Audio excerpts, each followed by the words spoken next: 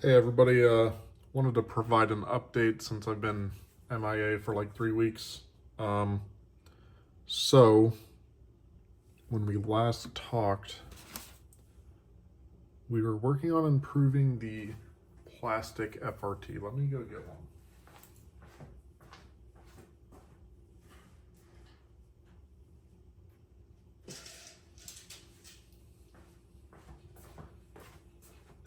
Okay, so we got some plastic FRTs.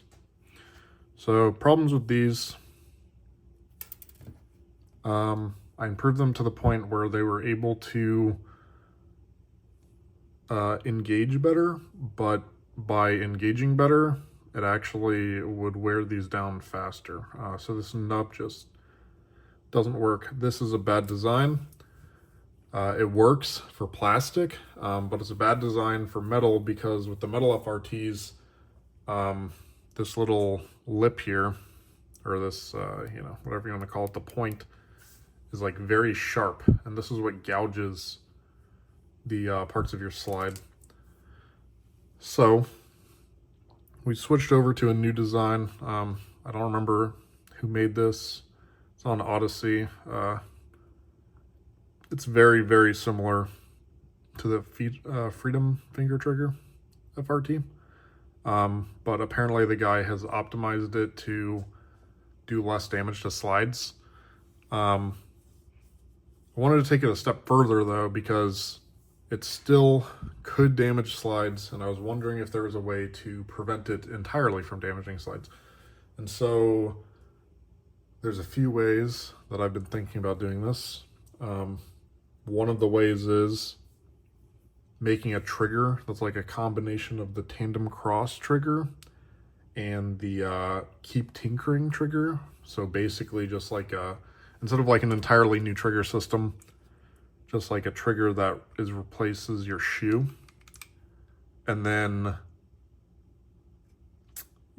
you would simply have a screw that would be the post-travel adjustment.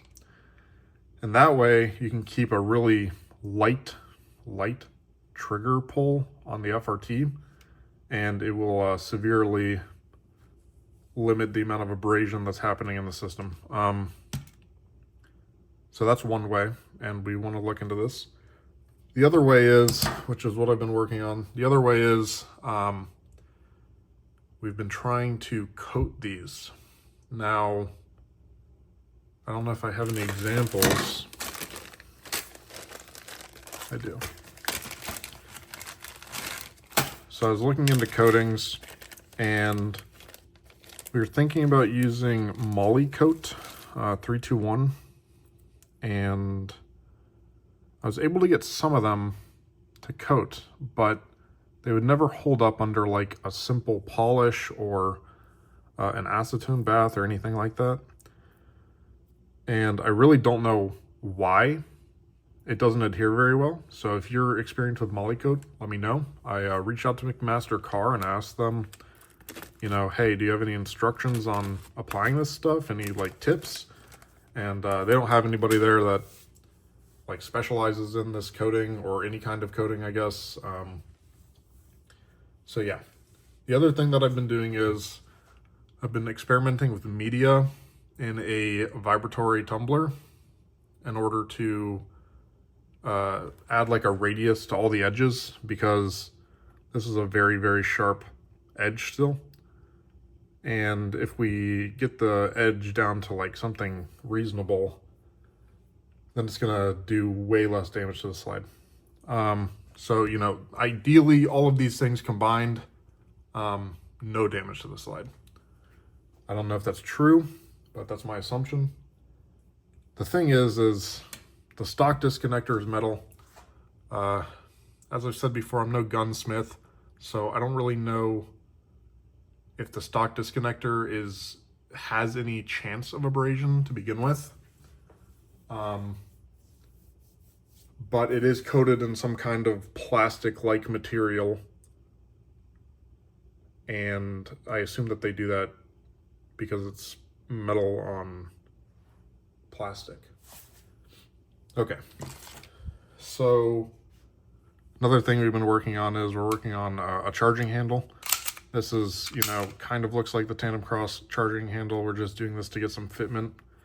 And then we're hoping to make like a modular charging handle that is heavy in order to add weight to the slide. And yeah, I think that's pretty much it. Oh, I lost the retainer for this, so I got a bunch of them printed in MJF. I know that people sell these out of metal. They sell them FDM printed. I'm going to offer them in MJF because this is pretty damn close to injection molded. And, you know, I lost this and I have absolutely no idea where it went. Looked for like 3 hours. You can't buy them from Taurus. So yeah, hoping that we can get that out. We also have been experimenting with brass FRTs.